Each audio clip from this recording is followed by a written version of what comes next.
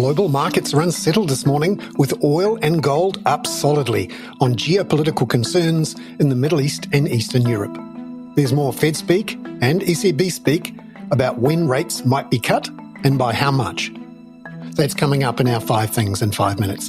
And then in our bonus deep dive interview, ANZ Chief Economist for Southeast Asia and India, Sanjay Mathur, sorts through the diverging fortunes of the emerging economies of Asia from a whole lot of Q4 GDP data. Korea and Taiwan seem to be the front runners, and that's probably because of larger exposures to advanced semiconductors. But first, in 5 and 5 with ANZ, markets are unsettled this morning with a focus on geopolitical risk, the lack of a ceasefire in Gaza, and escalating drone attacks on Russian refineries have pushed up oil prices around 2% overnight. Gold prices rose nearly 1% to near record highs again, with futures at $2,176 an ounce at 5 a.m. Sydney-Melbourne time. US stocks are settling just below their record highs, while US Treasury bond yields were up 1 or 2 basis points.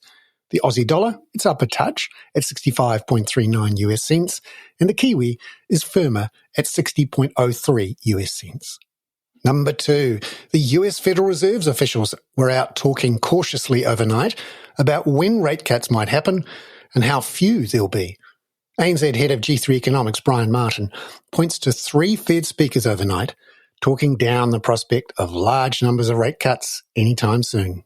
From the Fed speakers that have taken to the wires really today following last week's FOMC meeting, they are really emphasising the message that the anticipated cut in interest rates is going to be gradual.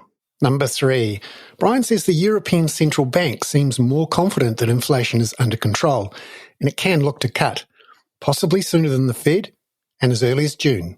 As far as the ECB is concerned, there were comments from their chief economist, Philip Lane. He said that the ECB is increasingly confident that the process of wage normalisation is in place. And we know from the ECB that they really want to see confirmation of easing wage growth because that feeds directly into service price inflation in the euro area. And if they are to get inflation sustainably to the 2% target, wage growth needs to moderate. Now, they're of the view that it is. I'm very much of the view that it is. I think they're just waiting for a few pieces of data to rubber stamp that assessment before cutting.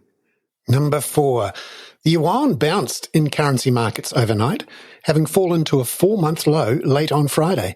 There were reports of state banks bolstering the currency yesterday. ANZ Head of Asia Research, Koon Go, thinks markets maybe got ahead of themselves on where they thought authorities wanted the currency to be on Friday. I do not believe the authorities have any intention of allowing the yuan to weaken significantly. I think the fixing on Friday was just a reflection of the fact that the dollar was stronger overnight. And today, I think the authorities sent a very clear signal that they were not pleased by the market's reaction on Friday. They set a fix on the stronger side of 710. And I think importantly, there was reported onshore intervention to push the yuan stronger, and it strengthened past 720. I think the authorities will want to keep the yuan stable and avoid any unnecessary volatility in the currency. Number 5. ANZ New Zealand Chief Economist Sharon Zollner has just put out a report on anecdotes from businesses in March. She says they suggest a few green shoots in some places, even with an economy reported to be in technical recession in the second half of last year. The fact that they're not all universally downbeat is very interesting. Essentially, there are a few tentative green shoots emerging, even in surprising places like commercial property and residential property, but they're tenuous, and clearly the general vibe is still weakening because the labour market is really only just beginning to turn. So even if these green shoots do grow, I think things will feel worse before they feel better. Sharon Zollner there. Now, in today's bonus deep dive interview, ANZ Chief Economist for Southeast Asia and India, Sanjay Mathur, has found a divergence of fortunes in the emerging Asia economies from their Q4 GDP numbers, and some common themes.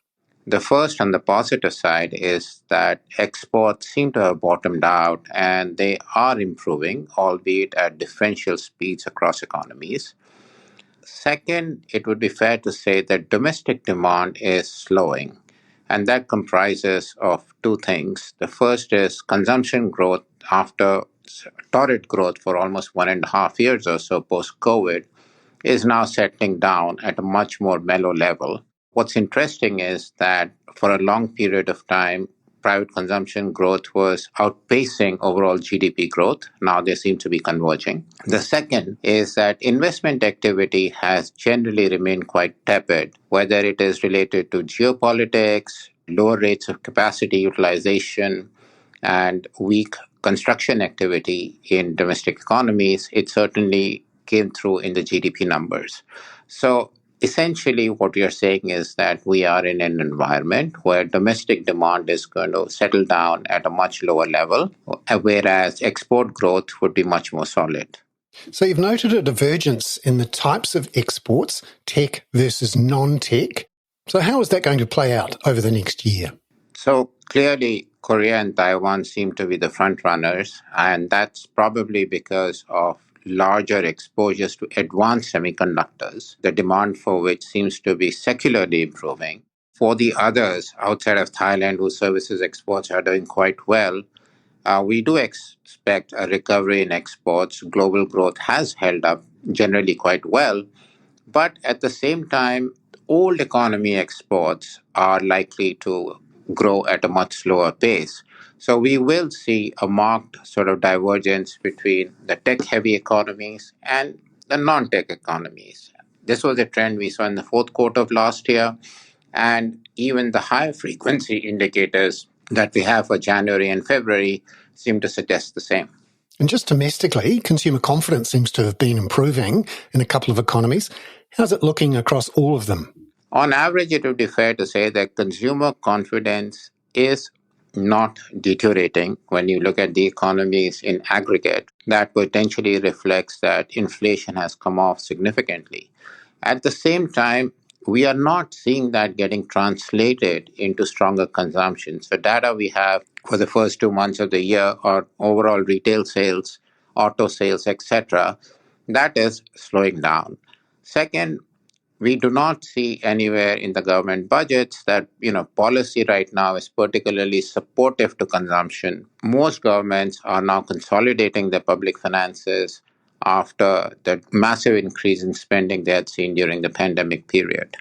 And just looking ahead over 2024, what do you see as the outlook for their economies? And how does it play into any easing of monetary policies? So I think that we will see a continuation of the same. Our sort of broad contours of how we are seeing growth is that the drivers of growth will continue to shift. Exports will become a more prominent driver of growth this year. At the same time, we are less optimistic on household consumption, the support that policy can give, and thirdly, investment is likely to remain at a subdued level. So the growth forecasts for this year are not radically different from what we had in 2023, but at the same time, there is a distinct shift in the drivers of growth. In terms of policy, in terms of monetary policy, it would be fair to say that most economies in the region still remain almost subservient to what the Fed does. You had the Fed decision. Based on that, the earliest we can start to see a rate cutting cycle would probably be the third quarter of this year. And the scale of it will also be dictated by how much the Fed really is able to go. The reason for that is that the balance of payments situation in Southeast Asia, though improving, is still not where we were at 2019 levels. Sanjay Mathur there. I'm Bernard Hickey. That was 5 and 5 with ANZ for Tuesday, March the 26th. Catch you tomorrow with a deeper preview of Australian inflation figures for February.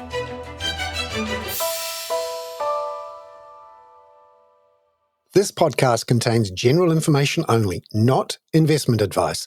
You should obtain advice for your personal circumstances before making any investment decisions. Please view the podcast disclaimer available via your media player or email.